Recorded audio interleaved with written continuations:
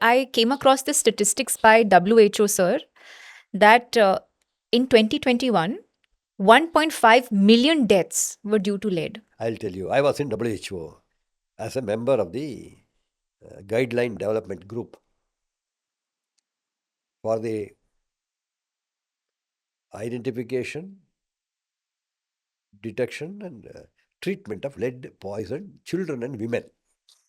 We were more concerned about women and children, women at reproductive age, and children, because they are very vulnerable. Somebody asked me, Sir, you have done so much. You got unleaded petrol with a team of workers in the George Foundation.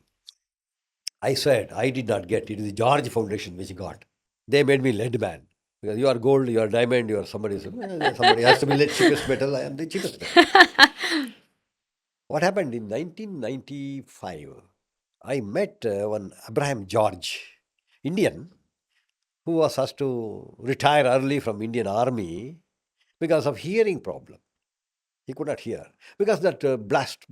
He was exposed. He came to a evening dinner with Admiral Dawson, myself, Abraham George. We met.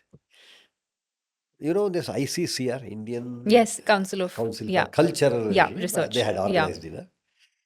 Then Admiral Dawson introduced me as the professor and head of the biochemistry department at St. John's. He asked me, "Oh, you are a biochemistry man. Do you know anything about average blood lead level of Bangalore population?" I said, no. I know about lead that we teach in the first year or second year. We don't worry about what is the average blood lead level of Indian population. I asked him, why? Why do you want to know? Then he told me. His blood lead level was high. He became deaf. And he said lead causes defect in every organ in the body. Some become impotent, sterile, some become hyperactive. Then he said, why don't you do one study? Can you take up a study on measuring blood lead level of Indian population? I immediately said, I can, but I need support. I don't have anything, I don't have an instrument also. I need support. He said, you will mobilize instruments from Indian friends in America. He mobilized. We started Project Lead Free, PLF, of the George Foundation, TGF. The George Foundation supported Project Lead Free. We screened more than 23,000 people for next 4 or 5 years, and we had the data, shocking data. We had not announced till 11th November. What was that data? Which we had not announced to any media or anybody. It was very difficult for me to keep it secret. 53.5% of children below 12 years in India in 7 metros had their blood lead level very high, including Delhi. Very high. Here we took All India Institute of Medical Sciences as our center. Calcutta we took Child Health Center. In Mumbai we took Sayan Hospital. Like that we have 7 metros where we measure. All the metros said plus or minus this data had unacceptable level of lead in blood, more than 10 microgram per deciliter. Now it's around 3 microgram. Those days 10 was safe.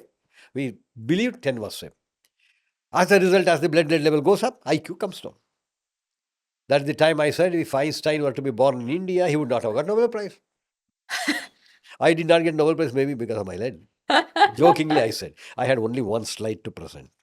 3 minutes was given to me. In that 3 minutes, with one slide, I said, this is the situation. 51.3% of children in all the metros have their blood lead level above 10 microgram. As a result, their IQ is reduced by 6 to 8 units. And this situation continues till 2020. By that time, the annual economic damage in this country will be 600,000 crores. My God. IQ comes down. Yep. Human productivity comes down. To Correct. do 4 hours work, they take 6 hours, 8 hours. Uh-huh. I contacted one economist. Economist gave this data. That's all. Petroleum Ministry was there. 37 country representatives were there.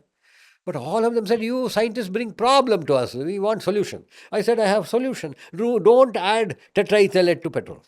They said, we have purchased already some 500,000 tons. What to do? World Bank money. We are accountable. We cannot bury it in the deserts of Rajasthan. What to do with these fools? I'm sorry to use that word. What to do when we cannot convince them? Then we went to World Bank, met vice chair, said, why do you have dual policy? You don't give World Bank money to buy tetraethyl lead to UK or US. Why or Australia? Why are you giving it to developing countries? He said, why? What is the problem? I said, this is what is happening. The child died, that died, this died.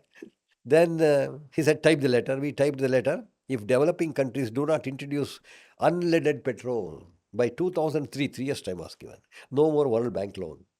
Oh, okay. This letter we brought to all the developing countries, not only to India. It went to our parliament secretary, and within 3 months, in March 2000, all the petrol bunks all over the country had unleaded petrol, unleaded. Not 3 years, they did not want to wait. If the World Bank money doesn't come, Correct.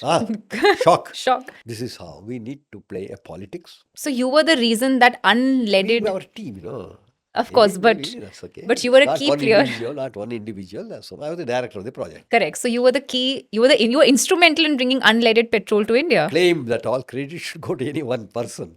If we are going to have lead-safe society, you are also one of the reasons. How can I say, I did it? No. I am here for another 5-10 years and go.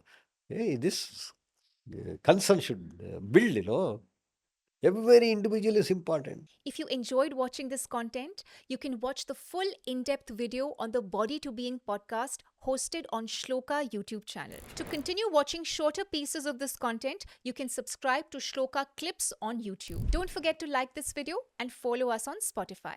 Pranam.